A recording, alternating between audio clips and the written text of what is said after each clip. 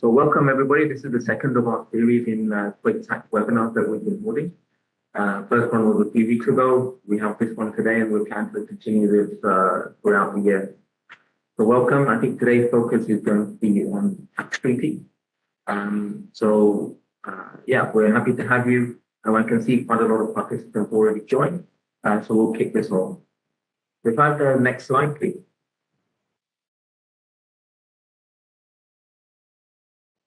So just some housekeeping. As you know that we planned this session for about 45 minutes in total.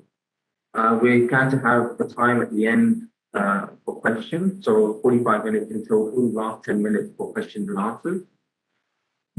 Please use the question and answer box that you can see on your screen to ask us any questions. Hopefully we will be monitoring that through the session. And where we can, we will certainly try to address the questions as we go through or at the end. But of course, if we're not able to respond to you during the session, we will reach out to you towards the end. For this webinar, we've also got a QR code that you can scan. You can see it on the screen on the right-hand side. That will take you to an online form where if you have a more detailed question, you can ask us and we'll get back to you at a later date. So keep that in mind. So you have a couple of options. So you have the Q&A box and the QR code through which you get to an online form. So we are recording the session, and so it will be posted on our social media platforms following in the next couple of days. So you'll be able to refer to this and share it with your colleagues who are not able to join. But yes, this is being recorded, so I'd like to make you aware of that. So with that, I think let's kick off on the technical side. So we can have the next slide, please. Also, before we go on, I'm just introducing our speakers. So myself, Fahim, partner in the tax office here in Kuwait. Together, I have with me Hanan and Naveen, both directors in our tax function in Kuwait, both with over 10 years of experience in Kuwait, 10 years and above. So they obviously very much involved in the tax compliance aspect for our clients and the day-to-day application of treaties, and a lot of experience in this group to share with you today. So next slide, please. Yeah. So just in terms of setting the scene, it's useful to understand, when we talk about tax treaties, obviously first we have to look at what the domestic law says, because obviously tax treaties are there to limit the impact of domestic law. Okay. So the tax treaties won't impose an additional tax, but we're looking to reduce or limit the extent of which domestic tax is imposed on certain streams of income. And Kuwait taxes, this is where Kuwait tax policy has a bit of a different flavor to it to other jurisdictions. Whereas we don't have a definition of fee in the domestic law, we don't have a definition of residency in the domestic law. The law effectively is very broad, it's very brief, but it talks about contracts wholly or partially executed in Kuwait or subject to tax in Kuwait. And when you look at that from an overall basis, if you were to have, say, contracts which included offshore portion and onshore portion, because of the onshore portion, the full contract is actually taxable in Kuwait. And then what you can do is that if you are from a treaty jurisdiction, you can then look at, what limit to Kuwait tax the treaty can provide, and any benefits that you can avail with tax benefit. So I mean that's really the core, and this is why treaties are important. We have over 40, I think around 40 to 50 tax treaties that Kuwait has entered into, predominantly following the OECD format. But obviously the wordings of each treaty are and can be very different, and the application thereon is therefore impacted. And we're going to go into a bit more detail of wordings of treaties and how that can potentially impact the outcome and the result. So overall, you've also got to remember that there's certain streams of income that are taxed in their own right, irrespective of local presence, for example, license fees, royalties. And again, there are certain treaty applications that can help reduction in taxes there. So when we look at the overall domestic framework, it's very broad. It tries to capture whole contract value. And therefore, when we come to treaty application, we have three main areas where we can apply tax treaty. One is the sort of full exemption, where we claim that clients claim that there is no fee in Kuwait as defined in the treaty. So once the domestic law does not include a fee definition, we rely on the treaty definition of fee. And then the client can claim that, okay, there was a certain level of minimal activity in Kuwait, that there is no PE, and thereffor full exemption to Kuwait tax. Where you've created a PE as defined in the treaty, the second step is to look at, okay, what is onshore, what is offshore. And then when you can have that segregation, when you can have that split, you can potentially seek to offer only tax on the onshore portion and activities that you've carried out in Kuwait. It is not as simple as that because, and I will carry on and we'll talk about it later in the presentation, is that, there's a lot of detail that we need to show the tax authority to show that segregation. So, but this area is where we see most of our clients apply actually, where you've got onshore, offshore portion, and we want to limit the tax only on the onshore portion activities in Kuwait. The third area is when we look at income streams which are taxable in their own right, for example, interest, license fees, lease income. Tax treaties also provide a reduction for tax in those areas. Typically, when you look at other jurisdictions and the OECD model looks at a reduction in withholding tax on those streams of income. But because Kuwait does not have a withholding tax, this reduction in tax is actually applied to the corporate income. So again, this is one of the practices of the tax authority where once there is no withholding tax, the treaty rate in the tax treaty can reduce the actual corporate income tax due through the filing of the treaty. And that really brings me on to the next slide, and I think we'll hand over to Naveen here to talk about the process. So we have the next slide, please.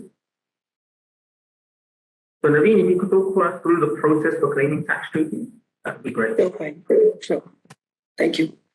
Good morning, all. So while Fahim has touched upon that, while a company may be able to claim a tax treaty, but how it is claimed, so basically, Kuwait does not apply a self-assessment regime. So if a company believes that they don't have a PE, or if the PE is there, but the revenue is fully exempt or partially exempt, it is not allowed without filing a tax return. Okay, so it's not a self-assessment a company may make. So what law provides, so Article 13 of the Executive Bylaws very clearly sets out that the company, in order to claim an exemption, either full, where the company claims that they don't have a PE at all, or they feel that by the number of days of stay of the companies, they don't create a particular PE. In that case, the company cannot assume that they don't need to file a return. So to claim the tax treaty exemption, the law very clearly sets out they need to file a tax return. Now, to file a tax return, obviously, the tax compliance process will kick in first as they need to register with the tax department. So it's a full tax registration where the company gets registered with the tax department, and then they need to file a tax return. In the tax return, they need to report the entire revenue which is sourced from Kuwait. Once the tax declaration or tax return is filed, there is a mandatory tax assessment or tax audit which is being carried out by the tax department. Unlike other jurisdictions where scrutiny assessments are done for few of the companies, Kuwait follows a full assessment for every tax declaration which are being filed. They are audited in detail. So during this inspection or tax audit process carried out by the tax authorities, the tax department will evaluate the application of the tax treaty. So in case a company is claiming no PE position or onshore or offshore, as mentioned by Fahim in his previous slide, the tax department will look at into detail whether the treaty application would be applied, if yes, in partly or fully. So that will be looked into a detail. Obviously, we'll cover these aspects in our coming slides on the practical aspects. Once the tax department in detail reviews your tax return, as a conclusion, they will issue a tax assessment. In the tax assessment, based on the discussions and documents provided, they will either rule in favor of the tax in the favor of the taxpayer, saying that they agree with the treaty claim considered in the tax return, or they may disagree in full or part. So that's a typical process normally the tax department follows while a company wish to claim a tax treaty exemption on no P position or a partial exemption for the offshore revenue. So that is the process. I'll let now Hanan to take it over for the next slide, please. Thank you. Sure. Thank you, Frank. Thank you, everyone. Naveen, on the last slide, I think on Article 13, I just want to add one thing that, in our last webinar on no objection letters or advance annuals, one of the question was that what if the company is exempted under double taxation treaty, still they can obtain advance annual. But I think you clearly mentioned that still under Article 13, companies are required to submit tax returns and then claim treaty benefits. So this we can also link with the last questions we received in advance annual. Sorry, Ms. you can continue with next slide. Thank you. Great. Now, it's really important that, when companies are claiming double taxation treaty, we have seen cases where often the companies claim exemption under double taxation treaty, but such exemptions are rejected by tax authorities due to the lack of documentation, which is required for the treaty exemptions. So it is very important that to understand what kind of documentation is required to claim and get approved this exemption from tax authorities. So we'll just share with you that, in practice, what tax authorities normally require the documentation to confirm such exemptions. Like I think you can see on the slide, it mentioned that contract, if it is important actually that if contract can clearly define the duration of the contract, because we have seen cases where, we have less than 6 months period of the contract, but the contract is on time basis or on the basis of visits, but it's not clearly defined in the contract that what will be the duration of the contract, which can create a dispute on the treaty exemption claim. So we suggest that when you are finalizing contract with your contract owner, try to your best to define the duration of the contract, which can help you to get a benefit of double taxation treaty at the time of filing tax returns. Second is on the onshore and offshore activities.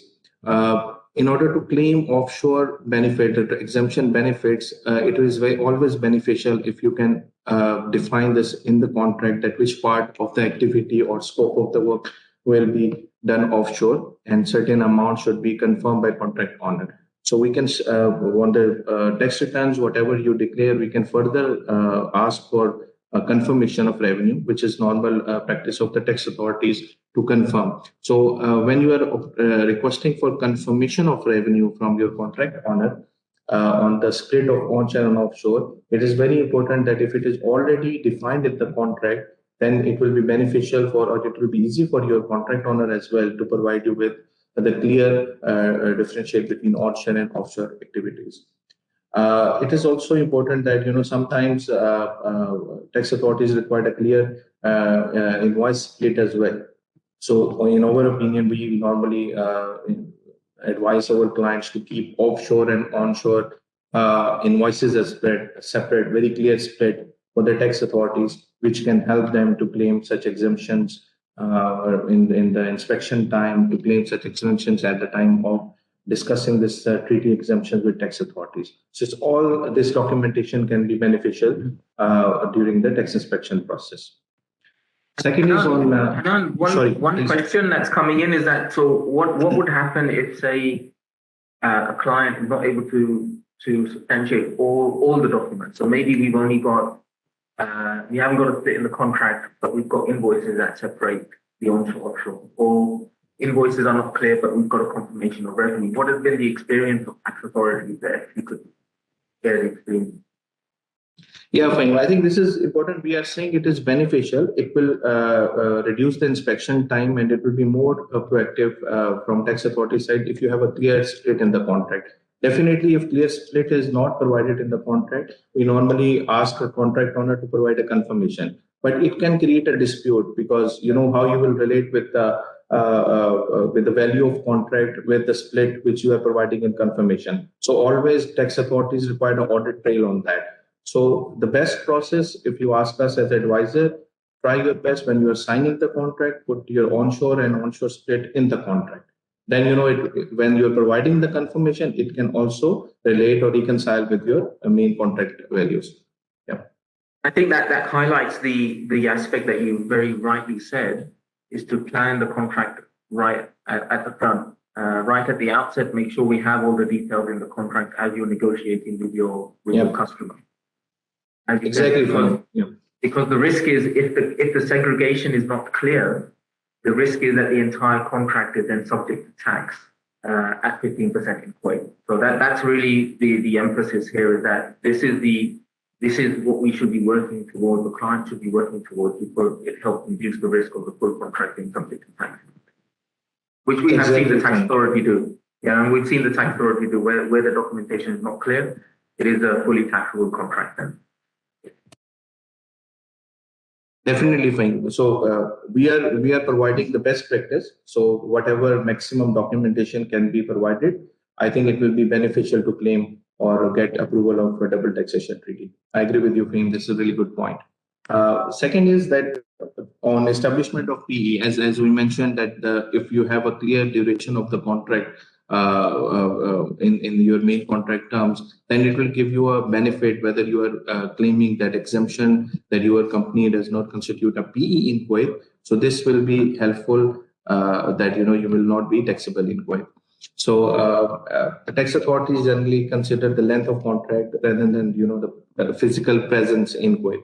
So if a contract provides clearly that it is the duration of the contract is very clear in your terms of contract, it is beneficial to claim exemption under double taxation treaty. And other is that we have seen cases where tax authorities further get a documentation to confirm the presence of the company officials in Kuwait. They need evidence or documentation required for that. So in practice, we have seen cases where tax authorities ask for the travel documentation, immigration stamps sometimes. And we have also seen cases where they also seek for confirmation from contract owner on the site visits in order to provide exemption on certain activities under double taxation treaty. So it's better if you can readily keep this kind of evidence or this kind of documentation ready in advance. It will help you to get approval of double taxation treaty exemptions.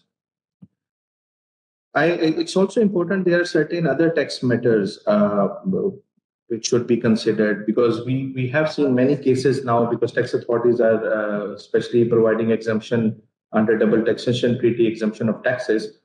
They sometimes seek evidence of payment paid outside Kuwait. So if you are saying that you are paying taxes because it's a double taxation treaty, so your claim is in your tax return that you are paying taxes in your home country on certain income, so you are claiming exemption of taxes in Kuwait. So tax authorities, we have seen now recently that they have also asked for a proof of payment made to your tax authorities in the home jurisdiction to confirm that such activities are taxable and you have already paid taxes abroad in this. So this can also be considered. It depends on case-to-case basis, but recently we have seen many cases where tax authorities required this. So we advise our clients that it's better to keep it proof to get such an exemption approvals. There is another point where that we have royalty. Royalty is under income tax regulations. There is a taxable activity, but in double taxation treaty, you can claim a certain percentage of this. There's a Dutch treaty or a UK treaty where certain percentage is defined on that. So you can get benefit of taxes on royalty. But there are cases where, like in French treaty, it's nil. But we have seen that normally there is a dispute on that, and tax authorities not apply that exemption on the specific case that you can claim nil taxation on the clauses. Fahim, if you want to add something on that, because the French treaty, we are receiving many queries, many questions from our clients on that as well. But in practice, tax authorities are not applying that. Yeah. Yes, I mean, this has been a consistent practice of the tax authority for a number of years, where we've seen the wording, and this has come back to my earlier.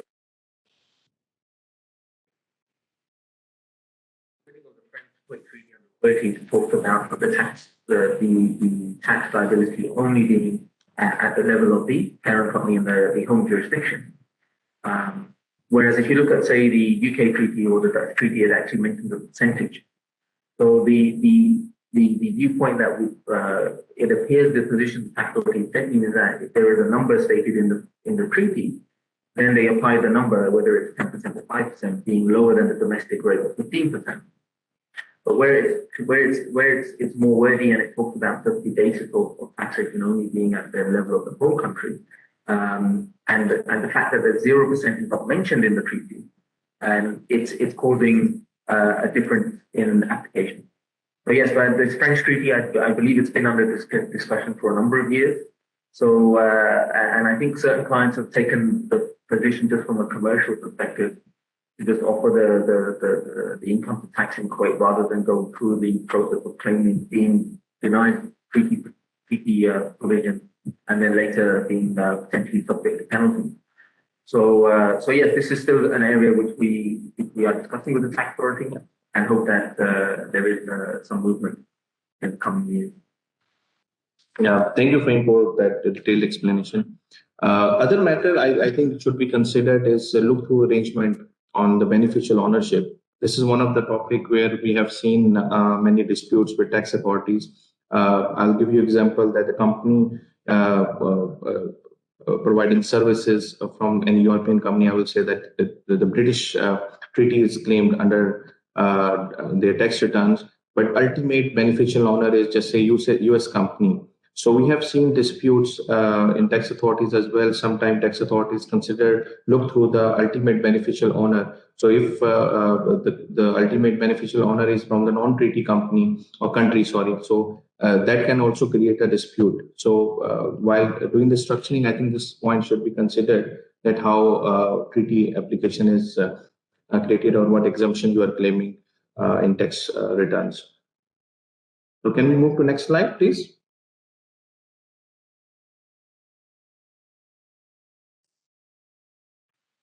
Yeah, okay. This is one of the hot topics now. I think we are receiving a lot of queries on this incorporated joint ventures and unincorporated joint ventures now. So as you may be aware that, incorporated entities are local entities in Kuwait, and the non-GCC companies participating in this incorporation are subject to tax on their share of profits. So in this case, tax treaty benefits to shareholders who are resident of treaty countries are provided. And we have seen many cases where these companies are participating in joint ventures. They have claimed exemptions on material provided from outside or services provided from outside Kuwait. We have also seen certain disputes that, where tax authorities have challenged certain treaty claims that, as a local incorporated entities as a Kuwaiti company, and certain treaty benefits should not be provided to the shareholders who are participating in JVs. But we have now, based on the last few years, we have seen many cases where tax authorities are now allowing or approved exemptions on the share of profits by non-GCC companies, and whatever exemptions on offshore and offshore material, especially, and offshore equity or offshore services are provided. But it depends again on the treaty, as Fahim very clearly mentioned in the first slide, that it depends on the protocols in terms of wording of the double taxation treaty and the practices of tax authorities on specific treaty cases. So it depends on that as well. So practices, again, it varies from treaty countries as well on the double taxation treaty applied there. So this is the grant. Unincorporated joint ventures, this is where, I know that a lot of discussion going on this matter with tax authorities, and still, the taxability, I will say that, it is the same process. Taxability of partners or participating in unincorporated joint venture, which is integrated joint venture, which is not registered as a company in Kuwait, but the taxability is provided on the participation share of partners in the joint venture. So it's the same process of incorporated, but the thing is, it's more into that what is the benefit applied. But it depends on the structure of joint venture, frankly, that what is the structure of a joint venture and how the joint venture structure is established. Like in incorporated entities, non-GCC companies are subject to tax on share of profits in incorporated in unincorporated joint ventures. But treaty benefits can be provided only on the direct scope. For example, treaty partner is providing any services, offshore services to joint venture, and they can claim certain exemptions on that. But the dispute right now or under discussion point is that, if a structure is where under joint venture, there are certain activities provided from outside Kuwait, and the partner is claiming double taxation treaty on that third party structure or third party work performed by the company. This matter is still under discussion, and we have not seen any rejection as well, because this matter is still under discussion. But based on our understanding, that certain offshore activities provided by a third party in joint venture and a partner participating in joint venture is claiming double taxation treaty on that part, it is still not clear, and this can create a dispute from tax authorities that services are provided by third party from offshore, and the participating partner should not be claiming exemption on certain cases. What we understand from tax authorities, this will be considered as case-to-case basis based on the structure of joint venture. So this part is still under discussion with tax authorities. And once we receive any updates, any new regulations on that, we'll definitely keep you guys updated on that. So can we move to next slide, please? That's great, and I think that is important, Hanan, and it is really case to case. There's a lot of detail that needs to be looked at within contracts and arrangements between joint venture partners. So it's a very detailed topic. Naveen, yes, if we could go through some of the sector-specific matters that we wanted to highlight, that would be great. Thank you, Fahim. So, thank you, Hanan. So, I think Hanan and Fahim has widely covered a lot of practical experiences on the various aspects of the treaties. We have just covered some practical aspect, but we have so far looked at the key issues on a sectoral or key sectoral basis. So, obviously, in Kuwait, EPC and oil and gas companies are predominantly working. Normally, what we see the treaties, what they may fall, they would claim a construction-based PE, whether the tax department would evaluate whether a company would have construction PE in Kuwait. So normally, the treaty's wording, we see that with 6 to 9 months, if a company is operating in Kuwait, then the company may claim a no PE position. But again, depending on the facts of the circumstances and the treaty wordings, a no PE position can be claimed. But again, where a no PE position is claimed, documentation as mentioned by Hanan in the previous slide would be required. In addition, we have seen, which Hanan has already mentioned, that a split of contract is required. A few things what we have come across while claiming the exemption under the treaty is that wordings of treaty are very relevant at the protocol. So we have seen some cases like Netherlands Treaty, UK Treaty, and Korea Treaty as an example. So like Netherlands Treaty is providing wordings which are not very clear in the tax department understanding, where the services, if claimed exempt as offshore services, the tax department has so far allowed, but the supply is not very clearly set out under the protocol. We have seen some challenges while the tax department, where a company has claimed offshore exemption for supply of goods. Similarly, Korea Treaty we have seen is quite clearly mentioning a supply of goods and services. So these kind of practical issues, we have seen that the treaty wordings at times become very relevant to be looked at before you claim any treaty exemptions. Moving on from construction P to financial sector. In financial sector, normally we don't see P issues coming in until a company sets out any branch office in Kuwait. So normally the lending activities we have seen in financial sector or any other transaction which are financial services are being provided by the companies. So the issues, what normally we have seen that like Hanan and Fahim mentioned, that in case of royalty, if there is a nil withholding or provided in the treaty, the tax department normally challenge that they don't give nil tax, or if you file a tax return, Similarly, in financial sector, if the lending activities are being done and if the treaty provides a nil rate of withholding tax, so if a company were to claim that there is no tax at all applied while filing the tax return, we have seen that the tax department normally nil tax is being challenged. While if it's a reduced rate, for example, the tax law provides, domestic tax law provides 15% tax rate. So if a company were to claim lower tax, for example, 10%, the tax department are normally not challenging those cases. But if it is a nil tax, if 0% tax is provided under withholding, and a company claims a nil tax, the tax department normally aggressive in these kind of cases.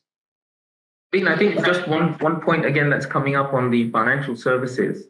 There's been again continual discussions and development on this. Financial services sector typically, look to minimize compliance obligations in each country.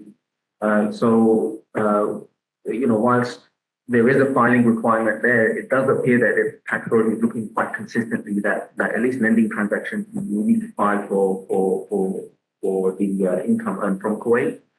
But we have seen, unlike the royalty clauses, we have got examples of tax authority agreeing the nil basis of tax on interest income. So I think there is again a mixed bag of approach and applicability. So again, it's really case by case that we would have to look at. Yeah, and as you said, the wordings of the treaty are absolutely key.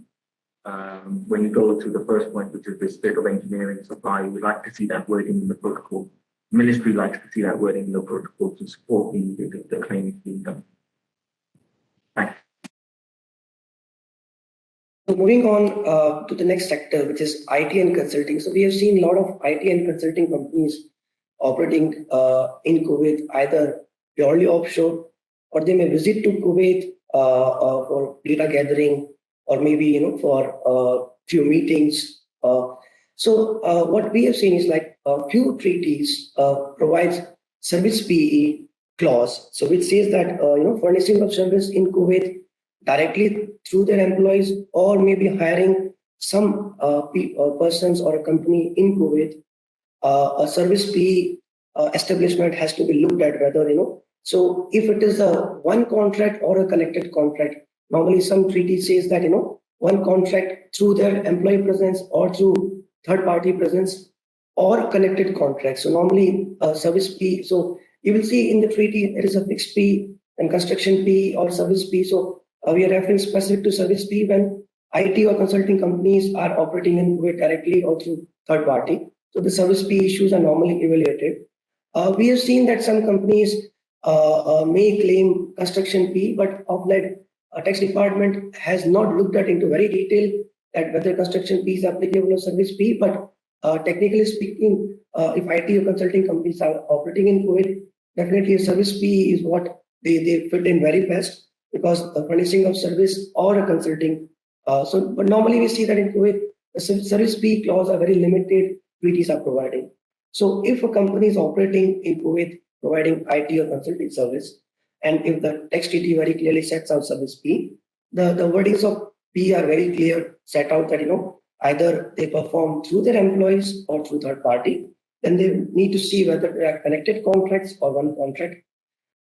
What issues we see in IT and consulting companies are like whether the contract provides a split of contract offshore or onshore, A, B, or a contract very clearly sets out that the completely work would be done from the home office without coming to Kuwait, and length of contract, because if the treaty says that within the 12-month period, 6 months, if the employees are in Kuwait, and if the contract period is more than 1 year, still the tax department consider that if the employee stay is less than 6 months, but since the length of contract is year or more than a year, still they consider the company has created a P, then they would like companies to file a tax return.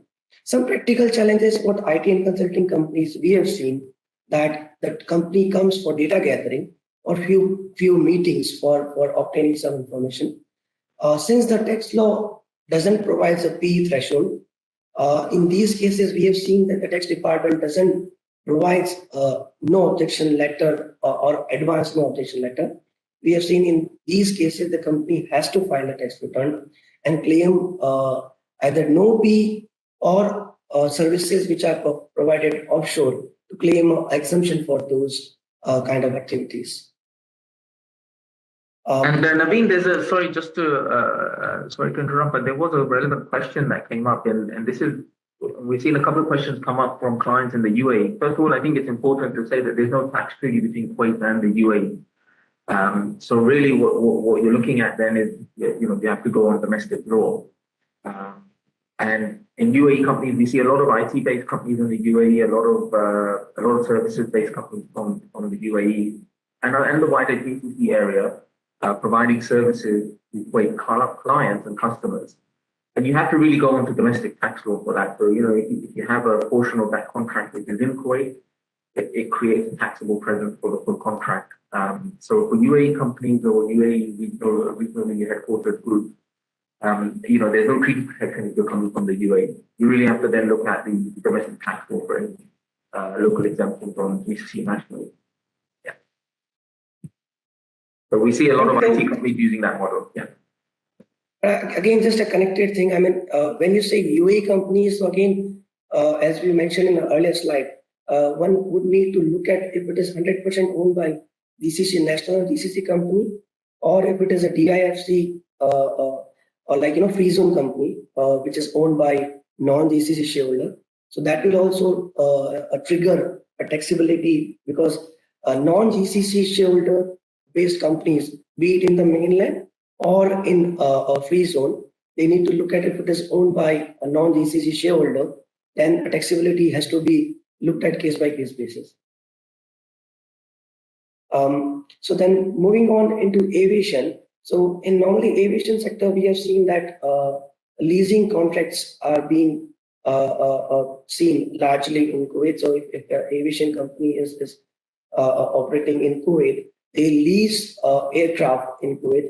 So normally we don't see much of a fee issue coming in, because there is just a lending activity we see, a leasing activity we see rather. So there is a bareboat charter where the aircraft are leased to a local aviation company in Kuwait, where there is no services provided, only aircraft is being leased.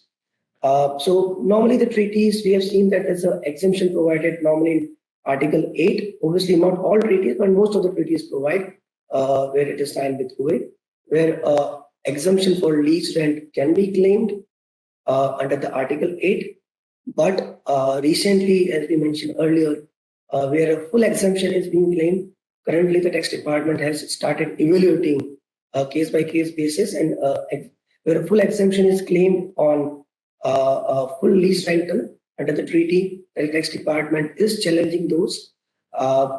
Normally, it has been seen that to establish that a company can claim a treaty, one could submit obviously the copy of the contract, the tax residency certificate.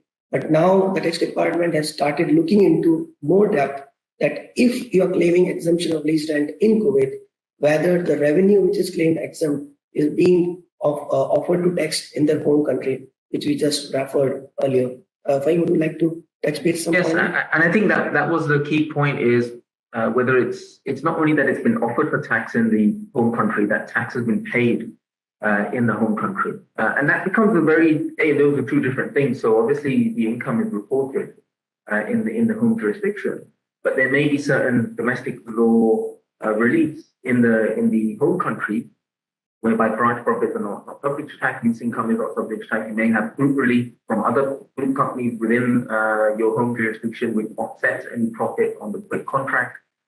So there's definite distinction between being reported for tax in your home country versus having paid tax.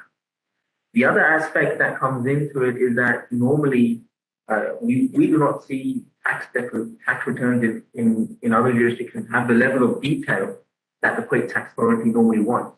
When you look at a tax return in Kuwait, it goes into contractual-wise details, right? So the revenue summary, but each contract is set out separately, and the revenue from each contract is noted. In other jurisdictions, what we see is that the tax return starts from your taxable profit line, doesn't go into your costs and revenue details as a tax authority would like to see here.